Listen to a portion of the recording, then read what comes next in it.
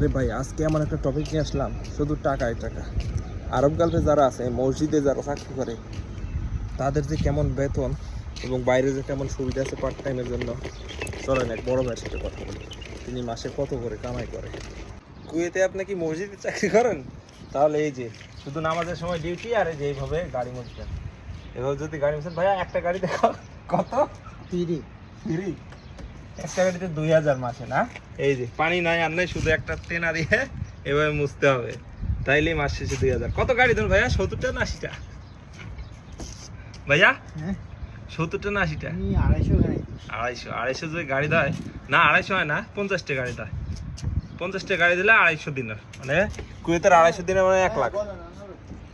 মসজিদে part time করা চাকরি করার একটা সুবিধা এই আরব গালফে, সেটা হচ্ছে যে আপনার নামাজের সময় শুধু ডিউটি, আর রাতে মনে করেন যে 0.5 ঘন্টা কাজ, সকালে মসজিদ খোলা, রাতে বন্ধ করা। আর এইভাবে যদি পার্ট টাইম করতে পারেন, এই ভাইয়া 50টা গাড়ি দেয়, মানে 5 টাকা করে হলে 250 টাকা। 250 টাকা যদি হয় তাহলে বাংলাদেশে 1 লাখ টাকা। কয়টা? আমি না হয় নতুন আসছি, আমি তো কয়টা 6-7টা দুই, 5-7টা 35 টাকার গাড়ি দুই আমি। আপনি ভাই কত বছর হলো ভাইয়া বিদেশে? 2 মাস ভাই, আর 2.5 বছর চলতেছে।